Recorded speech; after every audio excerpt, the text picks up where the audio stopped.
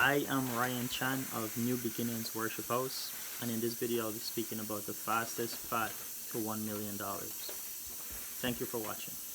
So, as the title suggests, that's what the video is about. I'm going to briefly go over the sections of this video. I think it's going to take between 15 to 30 minutes because the knowledge is very deep on certain specific things. There's a wealth of knowledge I'll be speaking about. I'm sure that anyone watching will guarantee to take away practical information surrounding wealth building. And yeah, so I have like a very thorough system of acquiring new information. My Audible library is about maybe 70 books, 70 books. And I'm constantly listening to podcasts, speaking to different people, learning new information, So all of those things I've compiled together to make these lists and to make this video, the fastest path to $1 million. My wife is cooking in the background, but it's good. It's just background noise, not a big deal. And so yeah, I'm going to go into it now. I'm going to briefly go over the sections I'll be speaking about. And then we're going to go into each section one at a time. I have my laptop over here that I'm referencing. So the first section is the most important things to mention surrounding money, right? It's a brief section. The second section is why people remain poor. It's the second section. The third section is the fundamentals surrounding wealth building. The fourth section is instant stuff you can add to your daily routine. That one is very fun, I think. The one after that is some books. I'll speak briefly. I have looks like I have 3 books here, and I'm going to speak briefly on each of them. The section after that is about adding strength to your personal life, right? Adding strength to your personal life, some things you could be doing. The one after that is adding strength to your life within the power environment, right? So you would have probably seen the video with families' last names in specific companies like Hertz, Rolls-Royce, Gucci, a different brand, Ford. It tends to be people's last name that they're building wealth around, right? So that's the power environment, your company, right?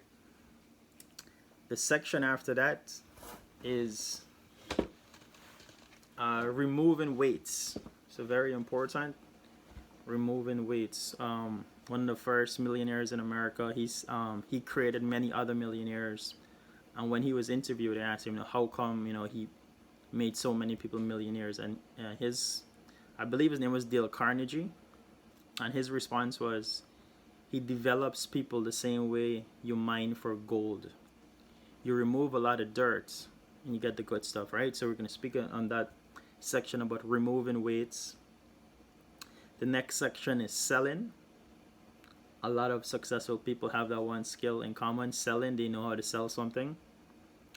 And the last section after that is about it's not the last section actually, but the next section is about spiritual guidance.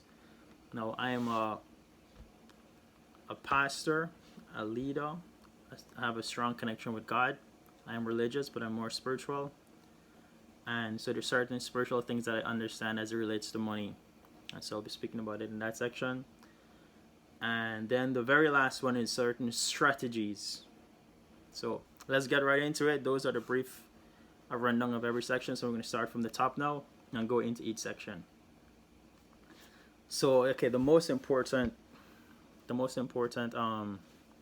things to mention, right? So you must know that learning something new is like a muscle, right? Learning something new is like a muscle. So the very first time you do it, it's probably not going to be your best, but the more you do it, the better it becomes, right? They say, like, for example, going to the gym. Most people quit within the first 3 weeks, and it takes about 5 weeks before you start seeing some type of results, So that's it. Learning something new is like a muscle. That's the very first thing you want to keep in mind. So it might be hard for you to budget. It might be hard for you to invest. It might be weird for you to get a new job. You know, if you're accustomed to working 40 hours and you got to work 50 hours a week, it might be weird, but it'll take some time, and then over time you'll get comfortable with it, right? You don't want to be insane doing the same thing over and over and expecting different results. Okay. So the first section again, most important. Second thing, you want to see money for what it is, which is a tool, right? Money is a tool as a fuel for a lifestyle, right? It's super important to get comfortable, which is just to pay your bills, get food, buy clothes, probably get a gym membership. But once you get those basic fundamentals in place, a new set of importance emerges to take care of your health, for you to build social communities, explore this world, explore yourself, explore spirituality. So, okay, the next section, section 2, and I'm going to try to go through this as quick as possible. But yeah, it's very good stuff, very thorough stuff. The next section, why people remain poor. So, firstly, why people remain poor. There's a fear-based wealth building, right, versus a creative wealth building or dominance. It happens from compartmentalization through time management, right? So the fear-based wealth building is like you're running from your bills, right? You're running from your bills. Oh, I got a bill, I'm gonna work. I get, something comes up, I'm gonna work as a result of paying it, right? But the creative wealth building is when you're running to something, you got a specific goal you want to hit. You want to go on a vacation, so you're gonna try to reach $10,000 or something. So you're giving your energy as you're pursuing something. That's a creative wealth building. But the fear-based wealth building is when you're running from your bills, right? Secondly, why people remain poor. People spend everything they make due to cavemen-like brains, right? Now, from cavemen, we were conditioned to think that we weren't gonna live very long. So, it made sense that if you got a paycheck, you spend everything, like YOLO, like, yo, probably going to be the last night. A bear or a wolf is probably going to come and kill us, so let's just live it up. And what that looks like in today's cycle, there's a spending epidemic that's going on, especially with millennials, but all of us, except for probably the very young or the very old, but yeah, a spending epidemic. So if you get a new raise, you're likely to go get a new car, a new house, a new type of subscription, new something. So I heard once in a video a guy was saying, well, one of the most powerful things you could do is to just create a link before you spend something. So he was suggesting that before you spend something, you invest something, and then the returns from the investment, you use the returns to invest, right? Okay, continuing. The third thing with why people remain poor, bad deals, right? So it could be where you're living, it could be the car you're driving, it could be your hourly rates, right? So whatever you negotiate, could be that you're not making a lot of money, but those are deals that you live with.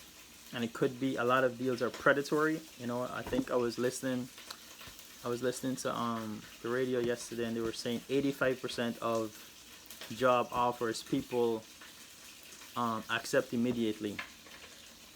But most of those offers, like, they're expecting you to negotiate your salary, Anyways, so the next thing, the fourth one, why people remain poor, you're loyal to the wrong things or the wrong people, So sometimes people treat you like crap. You got a low paying job and they treat you like crap, or they treat you really good but they're still paying you low. You're loyal to the wrong things. The fifth thing why people remain poor is ignorance, right? For example, the marketplace is looking for a psychiatrist, and you can study psychiatry. I wrote that, I don't even know what that means, but I'm just gonna go to the next one. But ignorance is very expensive, right? More expensive than knowledge. So the third section is the fundamentals. So the fundamentals of wealth building, right? So firstly, I just want to mention compounded interest, right? So compounded interest, a few examples. The company I work for, Uber, their valuation right now in the stock market is about $50 billion, right? And $25,000, which is probably not a lot of money, but in 2009, $25,000 invested into Uber today in 2022 would be worth roughly like $800 million because of compounded interest, right? So simple interest is the opposite. So that's like if you give somebody $100 and they gotta pay you back in 3 years, and there's a 10% annual, APR, whatever APR means. It's like the interest on it, but it's a simple interest. So that's 10% of $100, which is just simply $10. But then with compounded interest, it's like the 10% first time is $10, then the second time is 10% rather than of 100 but 110, which is a little more than $10, and that's how it it grows over time. So the next thing in fundamentals is budget. Budgeting just basically telling your money what to do rather than wondering where it went.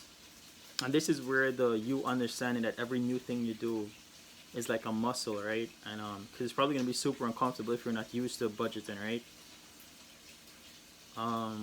The wealthy of the wealthiest people budget, right? So there's so many benefits of budgeting. One of the main ones is that like you get to, it's like you kind of have fun, like if I'm going to the mall and I budgeted $40 to buy some food, I know I can have fun. I can maximize that $40. I could take my time, get the value and whatever because I know how much. And the best part about it is I know that every other thing I'm supposed to spend money on, savings, investments, whatever, it's balanced, right?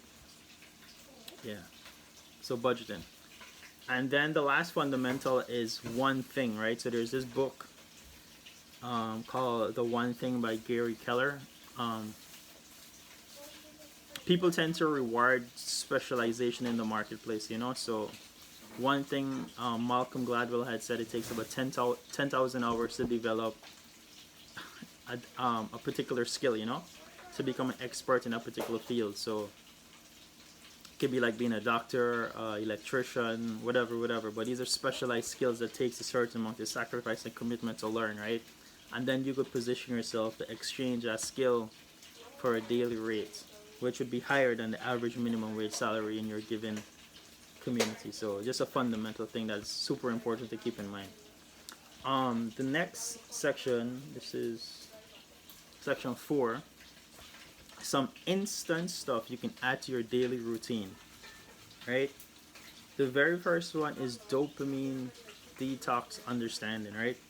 So understanding how you get your dopamine and understanding how it affects your decisions throughout the day. Alright, so there's certain things that we get dopamine from that is low effort, and some things that are high effort. Anyways, yeah, so for example, low effort is watching Netflix, watching pornography, watching social media. Low effort, you're just in bed watching these things, getting a burst of dopamine. Boop, boop, boop, boop, boop, boop, boop, boop. You feel good. High effort is going to the gym, studying, cleaning up. These are high effort things that get dopamine rewarding, right? So the gist of it with the dopamine detox is to train your mind to do the things that are high effort first, and then if you want to, do the things that are low effort afterwards, because the odds of you actually doing the high effort things in that particular day are more likely if you do them first, but it's very unlikely for you to do them if you choose to do the low effort things that gets the dopamine first and then do the high effort one afterwards. So if you wake up, you watch Netflix, you watch porn, you browse social media and watch some cool videos on YouTube, and then you want to go study, then you want to go clean up, then you want to go to the gym, very unlikely. But if you wake up and go to the gym, study, clean up, and then you go do whatever you want to do afterwards, That's more likely. So the next thing is time management understanding, right? A lot of people don't know nothing about time management, so you definitely should take a class on time management or read a book on time management. Super important regardless of what level of life you're at. You know, the way you treat your time, super important, is the one commodity you can't get back.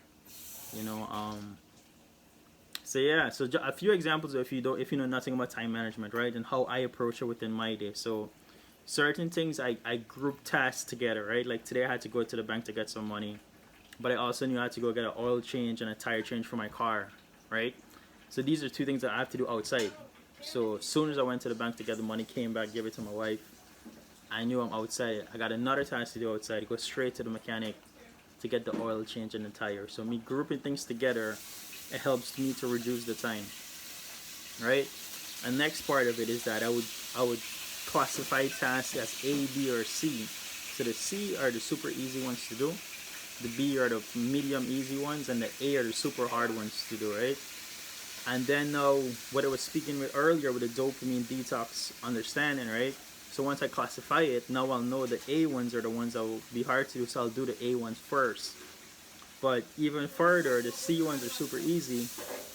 So to give myself a little boost of dopamine and make myself feel a little bit good and also build momentum, I'll do the C ones first, then the A ones, and then the B ones. So that works for me. So that's the time management, you know. And if you ask anyone of my wife, that she always sees me planning my schedule, you know, because I'm always trying to optimize it, always trying to get the best out of it, you know, because it's so important, you know, because once you get it, you got to execute it, and when you're executing it, you definitely don't want to leave you know, leave anything on the table. So it's super important to me, and I think I got a good schedule, you know. As soon as I'm finished here, I'm about to go to the gym, then I'm going to go to work afterwards, and once I finish with the work, I'm going to spend 3 hours rewarding myself for going to work, and then about 8 hours just kind of like living my life or whatever. But it's a good schedule, it works for me. Yeah, so the next one with instant stuff you can add to your daily routine, right? It's invariance studied of successful people, right? So certain invariance is like a thing that is common among a group of things. So certain invariance around successful people could be like a lot of I'm not could be, but is, because I study it, right? These people tend to work out. These people tend to eat healthy. These people tend to like have like a high level of communication and vulnerability with good people. You know, they value people. They value social connections. And the truth of it, we're not wired to value people in today's society, right? We're wired to like, oh, I disagree with her. Let me just block, delete, get her out of my life. Block him, get him out of my life. You know. But the truth of it is like, a lot of these successful people, they have therapists, you know, and these therapists would have been studying these different things for like 8 years, 10 years, 6 years, you know, like studying all these different things with humans, emotions, conflict resolution, human fulfillment, and the overwhelming data on people and happiness and stuff is that we need other people, you know, to be happy. The social connections are so important. So one of the invariant that they have, they tend to value people and they're vulnerable with conflict resolution, keeping people in their life, and even going into different environments to make new friends and new connections, right? So that's another invariant of successful people.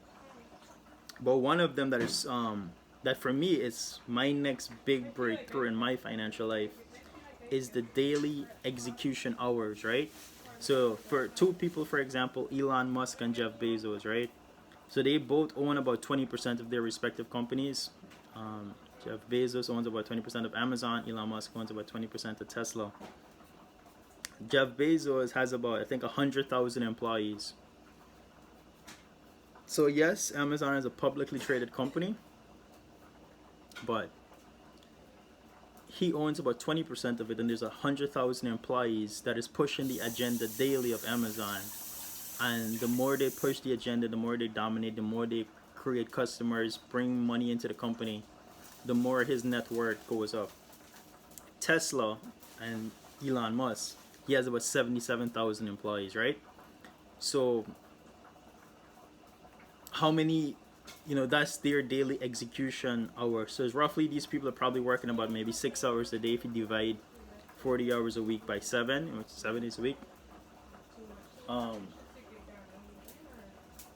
Yeah, so how many daily execution hours do you have? Probably 8, right? If you're a millionaire watching this video, you probably have 800 or 8,000 daily execution hours, right?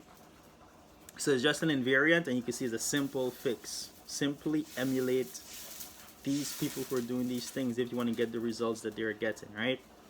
It's not as simple as that, but excuse me, to a certain extent it is.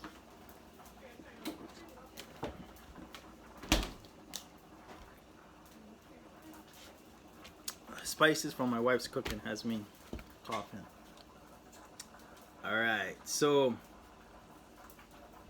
yeah, last thing I want to mention on the invariants, right? I'm from Guyana. So Amazon once hired a company in Guyana called Qualfon to run their operations, Qualfon, right? Qualfon hires hundreds or thousands of Guyanese. Now I heard from this investor that went to Guyana, she said the average Guyanese makes about 300 US a month. I don't know how true it is, but she's from Atlanta, and then she went to Guyana, and that's what she did with her market research, and she's selling houses and stuff in Guyana. Anyways, so Amazon hires this company Qualfon to run their operations in Guyana, right? Qualfon, and anyone watching this can do research on it. Qualfon is notorious within the Guyanese community for creating a lot of jobs. Like some of them, I guess, are decent paying jobs, supervisor, managers and stuff. But a lot of their employees makes about 150 US in 2 weeks, 100 US in 2 weeks. So Amazon is getting some of their daily execution hours for 150 US for 2 weeks of work, right? Saying that to say that the way that Amazon market capitalization is roughly maybe 1.6 trillion dollars. Amazon's 500 US dollars should not be more efficiently spent than your $500 if you want to build wealth. Right? You should be smarter and strategic than they are if you want to get to the level that they're at, right? So you need to be doing what they're doing. Go talk to Qualfon right now. Give them $500 and tell them you want 6 employees to help you in your salon business or whatever you got to run customer care better, or whatever the case might be, right? That's it. So that's the last thing I'll mention on invariants. So the next section is about books. I'm going to mention the books and speak briefly. It's at 22 minutes now. I definitely want to cut off at 30 minutes. So I'm going to go through kind of quick. But if anything, you can message me and we could talk about anything that I would have mentioned, or any questions or comments. You can say it below and I'll reply. So the first book is called The E-Myth, The Entrepreneur Myth, right? No, the subtitle of this book is Why Most Small Businesses Fail. So this book, super powerful book, is just basically a fundamental blueprint for you to see why most small businesses fail and where we all tend to go wrong once we have our business, which I call in this video our power environment, right? Now the author, he mentions these 3 different personalities we can take on: the manager, the technician, and the entrepreneur, And so he says we tend to fail in these environments because there's a fundamental misunderstanding with whose responsibility it is to run the business and when. But it's a great book. If you have a small business already and you don't know about this book, purchase it right now. Pause this video, go to audible.com, purchase it, commit to listening to it for 15 minutes a day, and then play back this video. So the next book is called The One Thing. Super amazing book. Speaks about a bunch of different psychological principles of being more efficient. The guy, Gary Keller, is a super badass. He has the biggest real estate company in the world. Great book. But he's definitely biased though. Biased against people who are a jack of all trades. So the next book is by this guy, Dave Ramsey, The Total Money Makeover. A great book, fundamental blueprint on building wealth. He has a 7-step formula. The very first step is having $1,000 saved up. which I think like 60% of Americans don't have. So, but it's a great book though. I've spoken to many people about it, successful people. This is the one book a lot of them recommend, you know. This guy is vetted, he's the real deal. Dave Ramsey. Alright, the next section. So the next section, as we speak about, you know, the fastest path to $1 million is you adding strength to your personal life, right? Excuse me. So the first thing in that section about adding strength to your personal life is discipline. So a lot of people who know me know that I take cold showers. My wife knows it. She hates it because anytime I'm trying to cuddle, she takes warm showers and my body is cold and she's hot, and it's not a good thing. But the reason I take it is because I was reading this book called Willpower. And willpower, Roy Baumeister spoke about willpower as a discipline, and the more you do things that you're uncomfortable with, the stronger that muscle becomes, right?